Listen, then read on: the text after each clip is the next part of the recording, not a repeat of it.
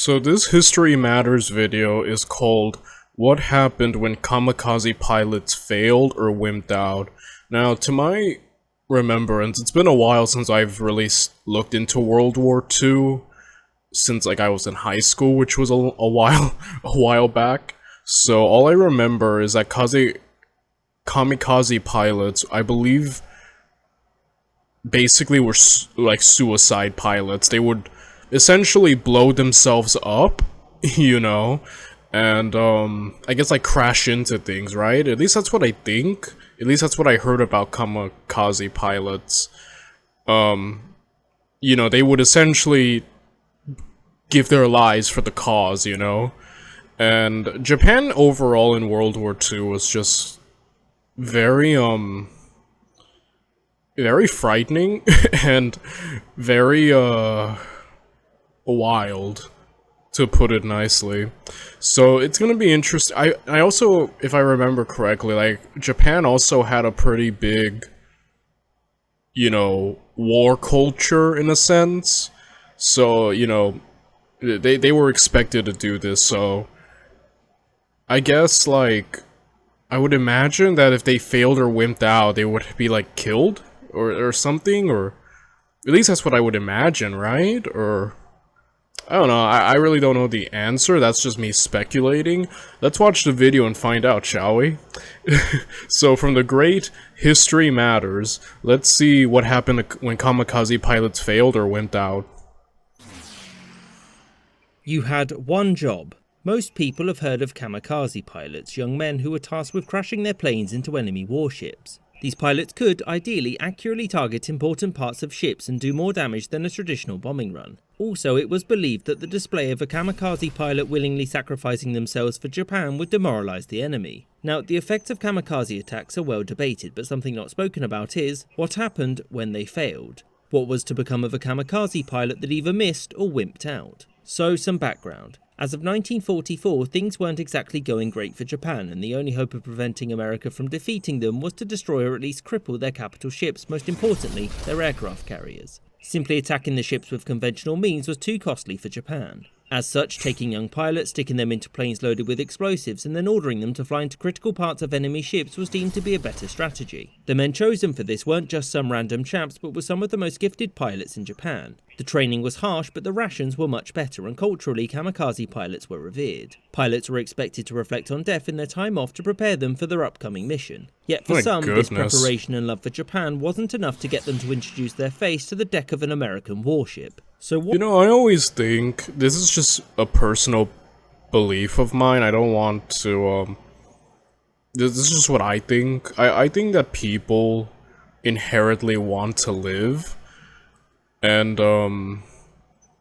you know, the thought, I believe all people have an inherent desire to live, and, you know, that's why we call them survival instincts, right? I believe it's, programmed into us to want to survive and ensure we keep going. And that's why I always kind of viewed suicide as kind of a weird, I guess you can say it's unnatural. And for those of you who don't know, I battled suicidal thoughts for about 3 years, 2022 all the way to last August in 2024. So, you know, I feel like I can kind of give my 2 cents as someone who battled those thoughts. Fortunately, I never acted on them. I never even harmed myself in any way, and I'm very happy about that. But I often lived with those overwhelming feelings and thoughts and imaginations, those intrusive thoughts during those 3 years. And you know, sometimes I'm how long can I hold out before I give in? And a part of me is I was going through a lot, and really what I wanted was my pain to end. You know what I mean? And like I said, I wanted to live, and I fought them, and I really did fight those thoughts and feelings but what I really wanted was that inner pain that I can't even put into words to end, and fortunately it did. And you know, like I have beliefs, you know, about things. I won't go too deep into them, but you know, I didn't think that death would, or death by my hand, would actually fix anything. And overall, I'm happy with those thoughts and beliefs I had, because I'm here right now and I'm free. Like, you know, fortunately for me, it only lasted 3 years. It was a daily thing. The only time I didn't suffer or struggle was when I was asleep. But in my waking hours, yeah, it was hard. You know, and it took a lot for me to keep living day to day. And like, so I just think that despite it, I did fight to live, you know, and I did have a desire to, like, those thoughts actually really disturbed me, and I really wanted them to go away. And, you know, I'm glad I've lived long enough to finally for them to be gone. And I don't know, this is all just to say that this is a topic that kind of resonates, since it was a major battle in my life. And, I believe that people inherently do want to live, and that it's programmed into us, and we have survival instincts. I just think that sometimes, you know, we can be overwhelmed with a lot of pain, but I don't believe anyone truly... I believe what people really want when they're going through it, as someone who also went through it, is just for that inner distress, turmoil, suffering to end.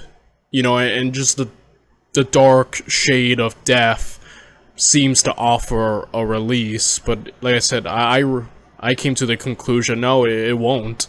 You know, and it's like in that moment... It seems like, yeah, things are never gonna get better, but I think that life, the longer you keep living, you'd be surprised. I think situations can turn around.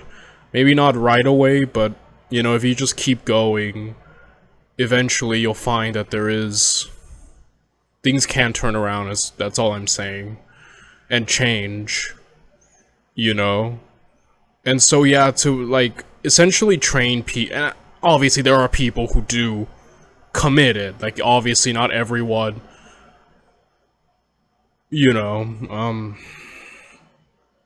overcomes to, you know, some people struggle for far longer. Like I said, I consider my troubles lesser compared to most others, because a lot of other people have struggled and still struggle longer than I have. You know, I just feel like I can at least give my 2 cents. And, you know, obviously, it's just an unfortunate reality is sometimes it's too much for someone, and, you know, they give into what I think that idea that death is the release. So, I don't know, just like I said, why did I go into all this? I'm so sorry, but, like, it's just weird to me, like, seeing that.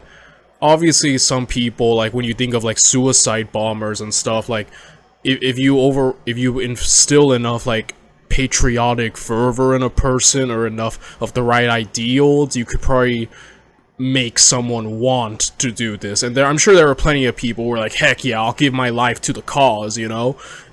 And, yeah, but I don't know, it's like, obviously it kind of strikes a chord with me, that, you know, that there was training, or people trying to instill ideals into others that taking your life is alright. Like, I don't know. Obviously, there are causes worth dying for, like, obviously, if you go into war and stuff, but, like, it's another thing when it's like, we're training you specifically to off yourself. You know what I mean? Like, I don't know. Like I said, I'm not sure if I'm gonna get any flack for all this yapping I'm doing, but, yeah, it just... the idea perturbed me, and I believe that there are people who did wimp out. Like I said, I don't know the ratio of how many went through with it and how many didn't, but, like, if there are people who, you know, backed out, I just think that was more than fair. But obviously, as I would imagine, they were probably disgraced, or, at worst killed if they did fail or wimp out. I don't know, but that's just been my guess since the beginning of the video. What happened to failed kamikaze pilots? Well, many were shot down before they even completed their mission or could get there. Some hit the wrong part of the ship or missed completely and fell into the ocean where, providing they survived, they'd be captured and taken to a prisoner of war camp. And before continuing, there's a common misconception that kamikaze pilots were only given half a tank of fuel to ensure they couldn't come back, which isn't true. Also, there were legitimate reasons for a pilot to turn around, and losing a well-trained kamikaze to a malfunction would be a waste. And the entire reason why Japan turned to this strategy in the first place was because their resources, including pilots, were limited. So pilots that turned around because of technical issues or bad weather would face no consequences because it wasn't their fault. Better luck next time, and there was going to be a next time. Those that returned due to less easy to confirm reasons like enemy resistance or the inability to find their target would be chastised. And the number of these cases was alleviated by undertaking kamikaze attacks in groups and also getting the pilots drunk so they wouldn't think too much about the whole dying thing. However, when only one survivor returned, it looked quite suspicious, but remember, kamikaze pilots were valuable resources and so Japan wanted to utilise every single one of them. Thus, no punishment, back out you go. Now, there was a limit to how often someone could return. For example, there was one pilot that returned 9 times before he was executed for cowardice. Okay, that makes sense. So, I guess, yeah, if you prove... That was kind of my guess, they were either disgraced or outright killed.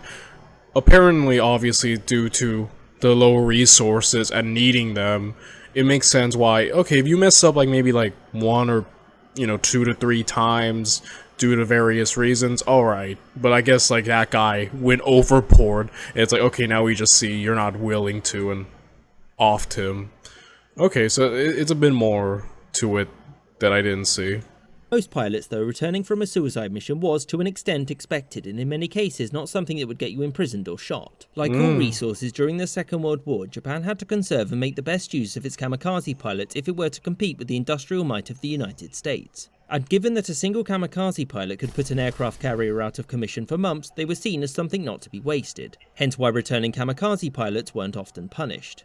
I hope you... Okay, that makes sense. Like I said, my idea was disgrace or executed, and at least in that instance of the guy returning 9 times, I was correct that there was an execution, but obviously now it makes sense due to the low number of resources and I guess the demand for these guys that they wouldn't straight up just be gotten rid of so easily, so that makes sense.